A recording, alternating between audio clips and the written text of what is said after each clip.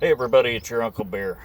So, I've been seeing a lot of videos lately on social media regarding, you know, drivers leaving the trucking industry that haven't really been in the trucking industry very long. And they say it's not worth it. Well, there's several reasons for this. Number one, I always had a I always had a rule after I got a little experience under my belt anyway. I started out with a company that had a couple hundred trucks. But as I gained experience, I would only drive for companies that had less than 50 trucks. Reason being, they treat you better. The benefits may not be as good as the mega fleets, but number one, you get what you promised. You know, a lot of these companies, oh, we'll give you a bonus for this and we'll give you a bonus for this. I had one guy that offered me a fuel bonus, and this has been 25 years ago. But he had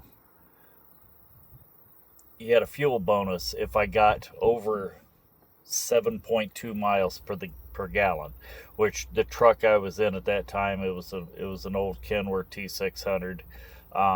There was no way that truck would ever get 7.2 miles per gallon. Wouldn't happen. Um, and that's what a lot of these companies do.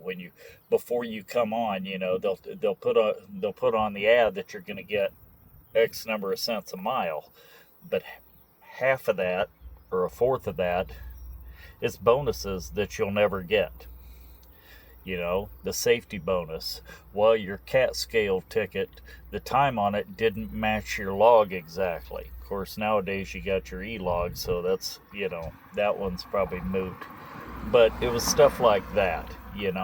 Um, they'll find some reason to take that safety bonus.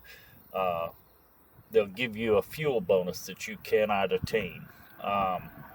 It's just, it's ridiculous. Anyway, and the government has regulated this industry. Of course, the industry, I've always said, you know, what's not to love about the trucking industry? You risk life and limb, going out and working long hours, and people unhappy to see you when you pull in because you're creating work.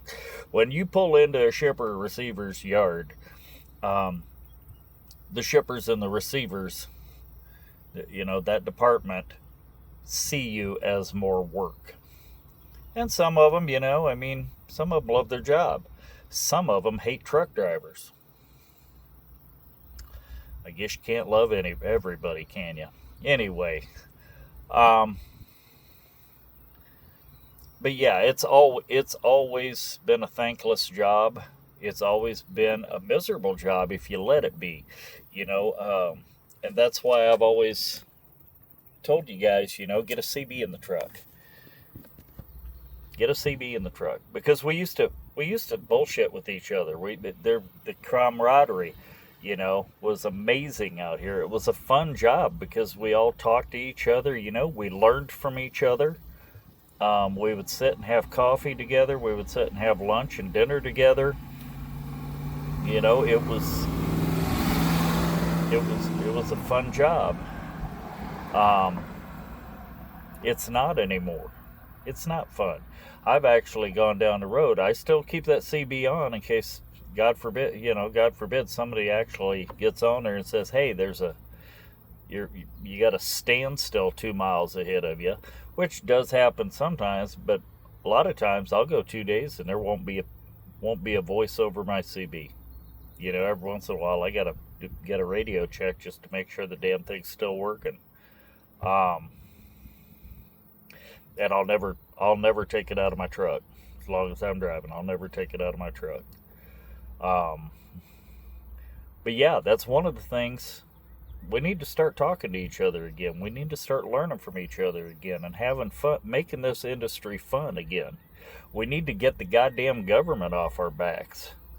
Every time we turn around, they're either making a new regulation or changing old ones to make it tougher on us. And it's like, when an industry gets regulated, it's always been a heavily regulated industry, but there has to be a limit. There has to be some sort of ceiling on how much regulation they're going to put on us, because these young people are right.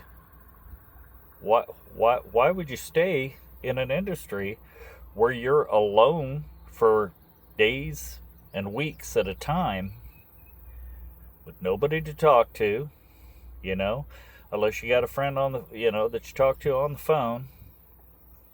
But, a lot of their friends, aren't truck drivers. A lot of their friends aren't truck drivers, so they got a job tomorrow, so they can't talk to them past 9, 10 o'clock at night because they got to go to bed. They got to go to work in the morning.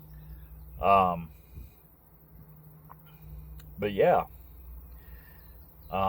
do some things need to have regulations on them? Yes. Get rid of flip-flops. Get rid of flip-flops and quit texting while you're driving, guys. That's crazy. So, anyway, I don't know what the answer is, but I do know what the answer is, but I don't know who will listen to it. I would say email the Secretary of Transportation, Sean Duffy. I would say email the Department of Transportation, the FMCSA,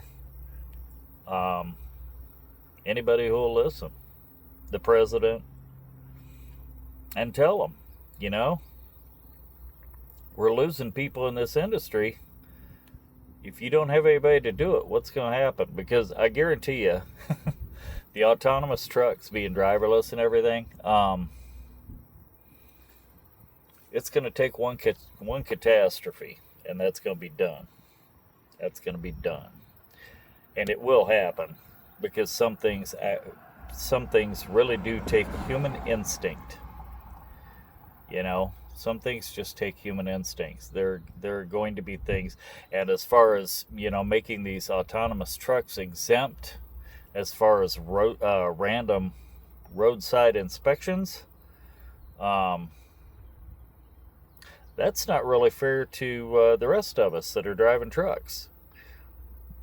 We're going to get inspected randomly. Why aren't they? What they will have to do is they will have to schedule inspections, whether it's at point A or point B that truck's going. They're going to have to schedule an inspection, which will give the company time to send a mechanic out there and make sure everything is right up to snuff, which is good, but it's not really fair to those of us who are going to get a ticket before we're able to make it good.